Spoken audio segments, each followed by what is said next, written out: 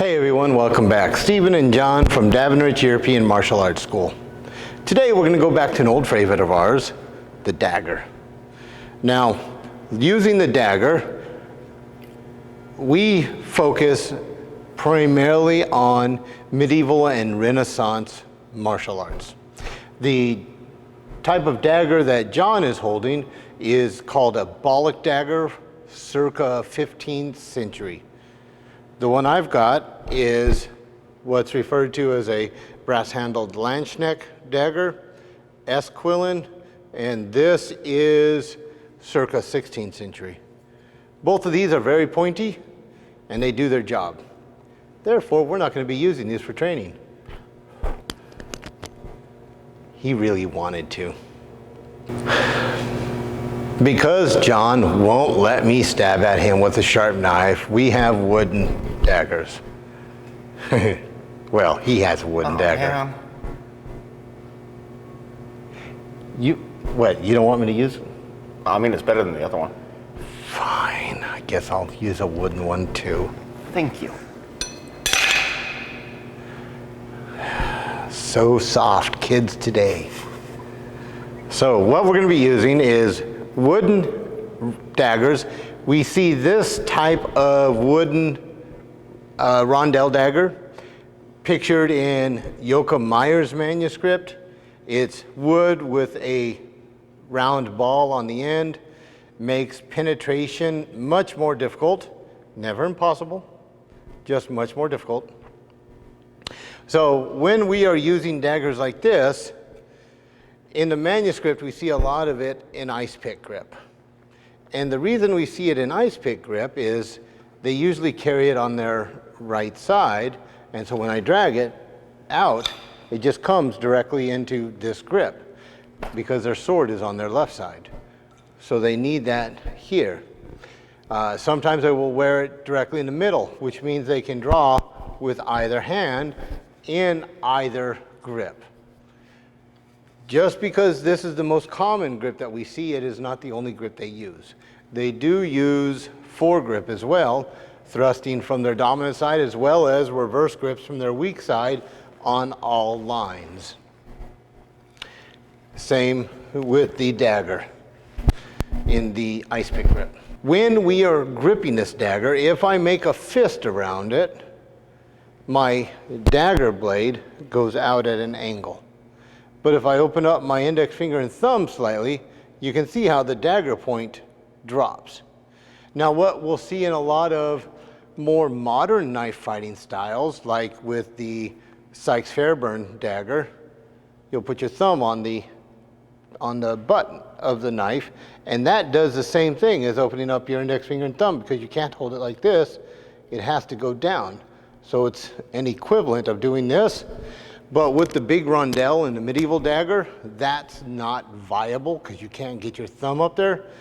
Plus, this style of knife was meant to be used in and out of armor. When I'm wearing a metal gauntlet, I'm not going to be doing a lot of that.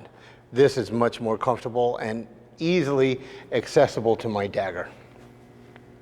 So the technique we're going to look at with this dagger is a medieval style grip and use an icepick, but then we're going to take and look at that same technique with slight variations with the more modern KBar style knife using trainers. Let's go ahead and get to it.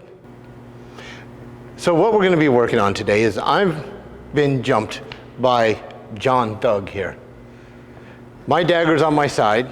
I pull it out as he's coming in to attack me, and I'm going to use this as a way to guide his knife away from me. Now, one of the things that I want you to be aware of, John, will you please stab me? Yes, sir. So John stabs me and I set it to the side. And then he just stays it there as I hit him 32 times because he's not pulling back.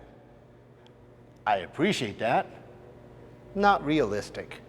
So when you're training with these tools, train as if it's a fight. And he's not a moron. He's not a moron. So he's going to attack, but not stay there. So go ahead and do the same thing. And I set that aside, and then he pulls it back and hits me again. Or I set it aside, he punches me, boom, and then stabs me 12 times because I was just focused on that one action. I don't want to train that way because that's not the way a fight moves. We have to keep it more realistic. When we are dealing with a knife, if you hold your knife out at me, I have two choices. I can either work inside the weapon or outside the weapon. I have the choice. Both are viable. Both are shown in the manuscripts. He is going to be attacking from his right side to my left side, so from his outside to my inside. I am not going to allow him to stay there because in this instance, I wish to be on his outside. So he comes at me, I draw my knife, and he stabs me. Little slow. So let's try that again. So I draw my knife and I hook it out this way, but then I've got it but I really wanted to push that away, and so he pulls back and then stabs me again. Now he's on my outside, inside my dagger, but outside my body, because I overreacted to his attack. So go ahead and do that again. So I'm here, and I'm just gonna ride his dagger back in play. Can we do that again? So I've got my dagger out, he stabs me. Boom. Good. I'm gonna step outside, and I'm going to actually jam my dagger down towards his hand. If I get him in the hand, great. But mostly what I'm trying to do is, nope, don't go around me. I'm trying to hook his dagger so I can pull it like it's going right back to my sheath.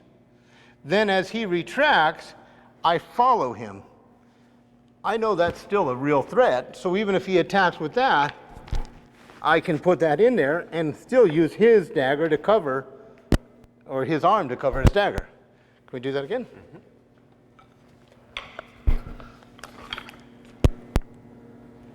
And I can just put it in place. Let's switch sides, please. Yes, sir. You're successful? Ooh, with a twist. So he comes in. Oh, he hits me because I was just so focused on my dagger, I forgot about everything else. But if I keep it in tight,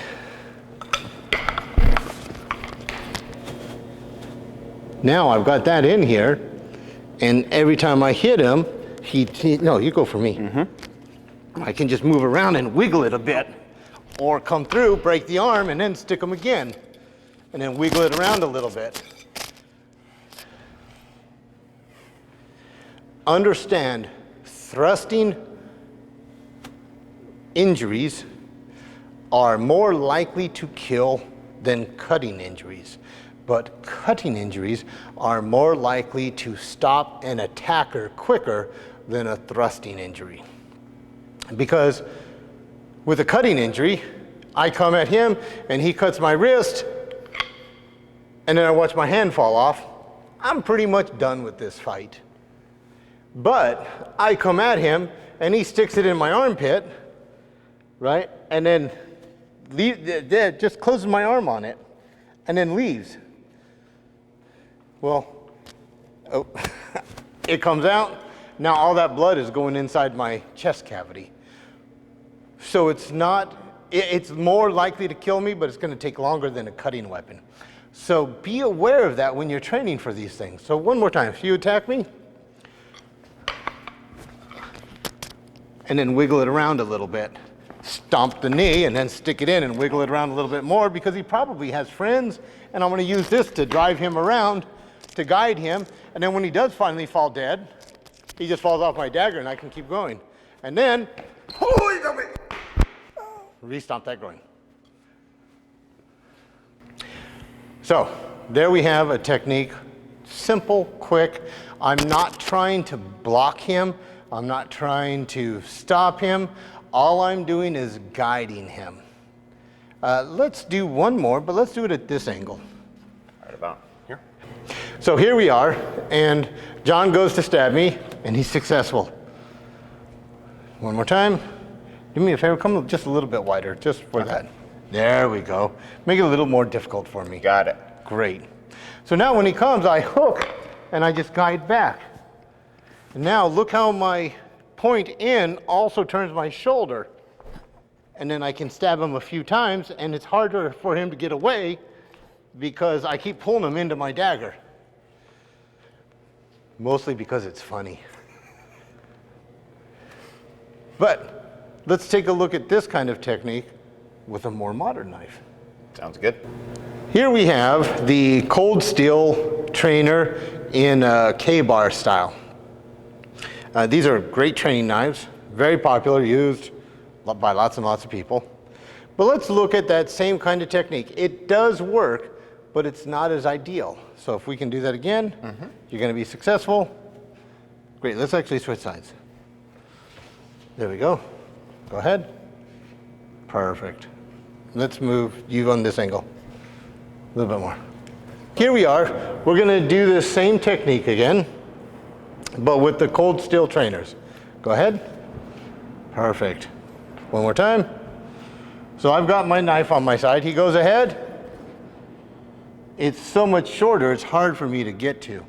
I'm going to try that again.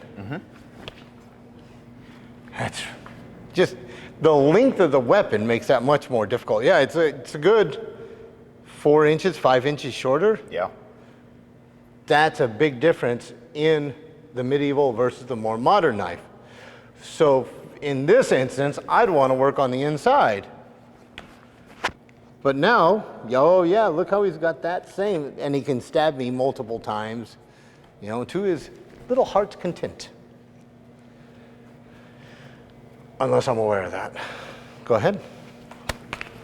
Oh. You good? Good. So I put that in I actually put that into his pelvis. So that's gonna hurt a lot, especially when I wiggle it around a little bit, right? He's then gonna try to punch me in the head. I'm gonna drop my hand down and stick him in the groin. Whoa. I will win this fight, I promise you. So, one more time. A little less groin stabbiness, maybe. Maybe. I won't guarantee anything. Oh, look, he wanted to block my hand, not push me this time. So I wiggle it around a little bit, keep my elbow in him, and then go for the femoral.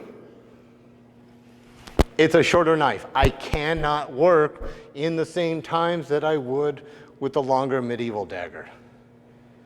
So I have to change it a little bit.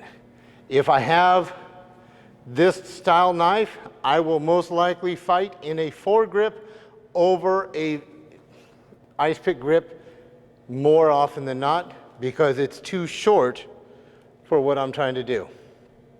I need the longer knife that's at least as long as my forearm, if not a little bit longer, which is the style of knife that we see with World War II era bayonets, because those are still the long blades. And that's pretty much the last time we see those long blades. Would you agree? I would agree, yeah. There you see a couple of different ways that we look at the same style of technique, but we have to alter it for different tools. I cannot expect each tool to do the same job. I can make it work, but I'm working way harder than I should. My favorite example of that is, can you put a nail in with a screwdriver? Sure. It just takes a lot of work to drive that nail. Can you put a screw in to a piece of wood with a hammer? Certainly. Yeah. But it's a lot of work. Use the tool appropriately, and you will find that you have to work less. And that's very important, because remember, he may not be your first fight. And I'm most likely may not be your last either. You can't wear yourself out on one person. Because remember, even jerks have friends. You're moving so that you have the opportunity to escape. Get to your friends, or just get out. With that, I want to thank you. John, thank you very much. My pleasure. Do you have anything you want to add? Just to remember here, no matter what tool you look at, even if you look into the medieval realm of shorter blades, utility tool kind of weapons that we see, not just the original fighting tools, You need to understand that the distance is always going to change. Never forget the importance of distance in any fight. Yeah. These are all going to end up in a grappling match, in a wrestling match, in a dagger fight. You've seen how they get very close. But even in the beginning there right now, you need to know the time that you're going to have due to the distance of their action. Because everything in the fight comes down to time and distance. John, thank you, sir. My pleasure. I want to thank you all. If you enjoyed what you saw, please share this video around. Hit the notification icon and the subscription icon. No, I think it's over here. Is there? Or maybe it's there. It's in the middle here? This might be up there. Could be right there. Oh, found it. Anyways, thank you very much. And all of you, have a wonderful day. Take care.